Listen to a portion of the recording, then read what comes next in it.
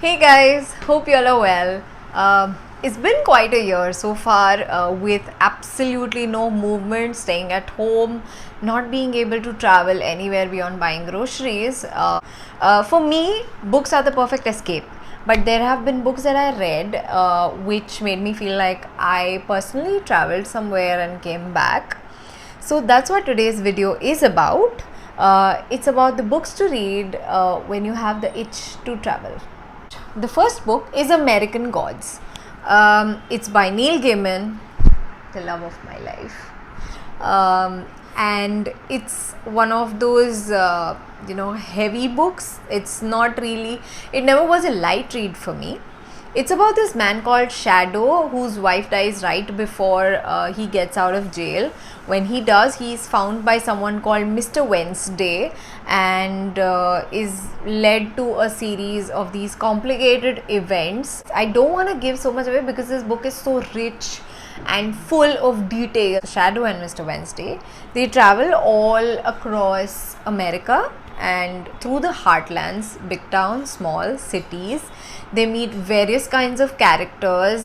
The best part is it gives you the feel of that rustic America. It has mythology of every region of the world, as much as I can imagine, and it's really interesting to see these unique folklores, these unique stories that come from every part of the world. American Gods is definitely something that you should be reading if you feel like escaping and actually traveling through a book.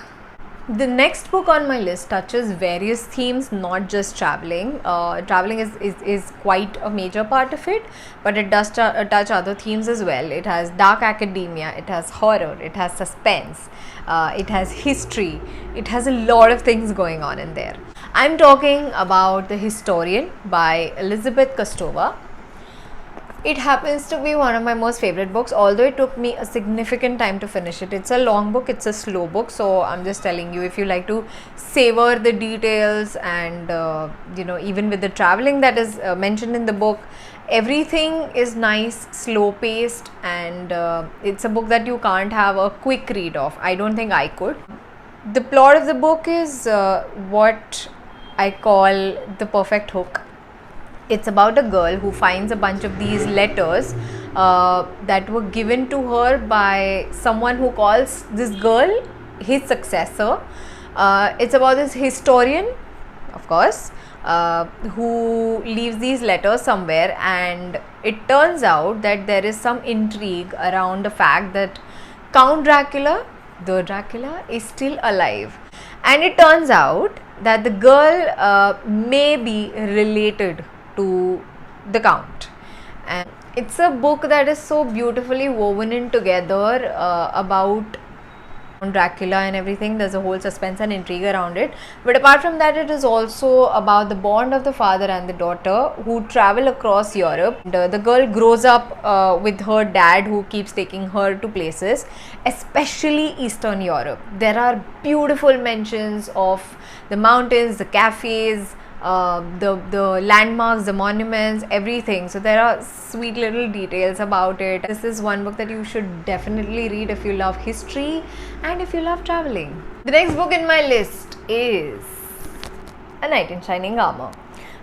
People who know me know that I'm a die-hard fan of Jude Deveraux, and A Knight in Shining Armor is a book that changed every perception I had about romance. It's about time travel. So, of course, there is travel, but there is also time travel.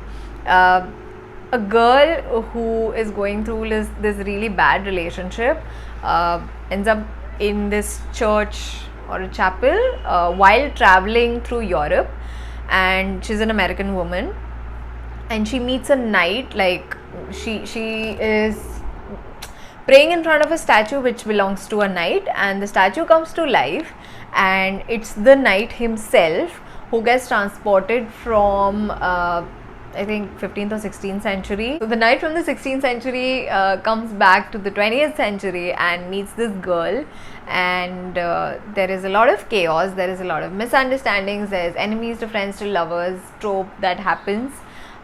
It also has certain nods to reincarnation, and it is, when I say it is time travel, it also has this entire beautiful theme of how love transcends time. It says a knight in shining armor, but it's not exactly him saving her. It's something else entirely. So you need to read this book. I think this book is going to feature in a lot of my videos because it covers a lot of themes. Jude Deveraux is a master romance writer, so definitely this is one of her best works. I even have this old edition and I have a newer edition as well, but there's something about these oldish paperbacks that has me, fawning over them. Yeah, I should stop doing this. It's like catnip. But yes, there's traveling, there's Europe, there's time travel, there's a girl, there's a boy, and there's romance. The next one on my list is again one of my top favorites, and I haven't mentioned it enough in my videos, thinking that it would be a cliche, but cliches work for a reason because they're amazing. I'm talking about Lord of the Rings. I mean, come on, who doesn't want to go to the Shire? Who doesn't want to go through the mines of Moria? Well, I don't, but if given a chance, I would. The book is all about traveling. I think the best part about Lord of the Rings is that I remember someone complaining that one single round around the Shire will take 40 pages in that book, and it's a fat book. I agree, it's a very slow book. Every single day, every single minute was worth it because it is a book worth savoring. 4 hobbits go on an adventure to defeat Sauron, who is the villain of the book, and that's all I'm going to say. And I like Gandalf the Grey a little more than Gandalf the White. Unpopular opinion, do not at me. I love the description of every single place mentioned in here, especially Lothlorien, the Elf Realm, and the Shire, of course.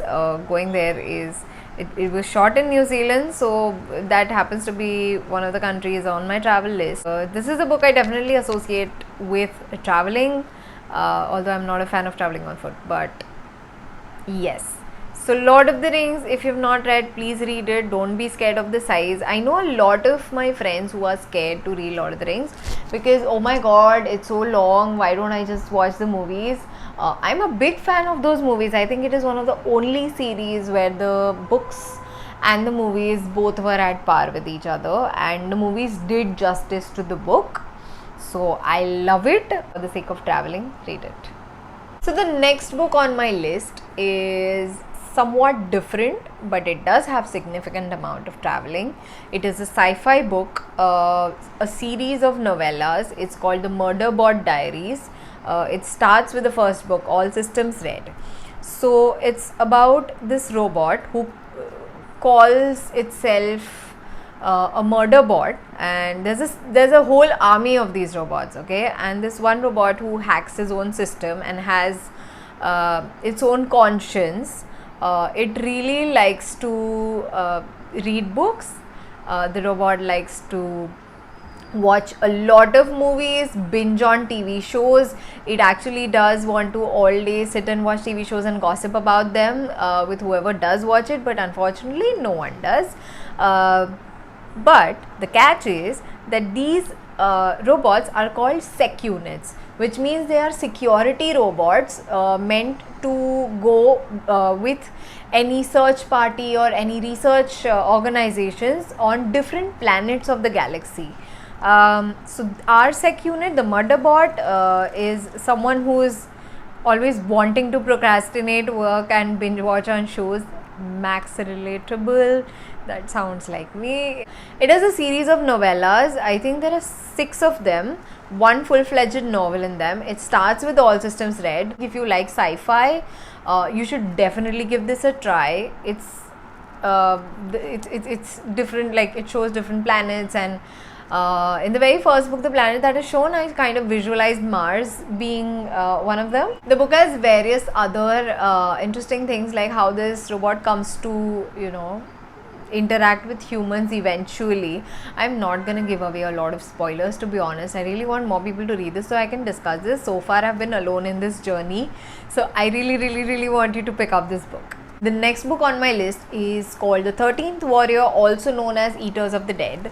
Uh, this book is extremely different from what I have read because the format of the writing by Michael Crichton is pure genius. It is said that it has been translated from the journal of Ibn Fadlan, who was a diplomat in around the 10th century from the Arab region, and he has to travel to the region of the Norsemen, and there's some diplomatic partaking going to happen, interactions that he needs to do, but he gets stuck in one of the villages of the Norsemen and he's asked to stay as a guest.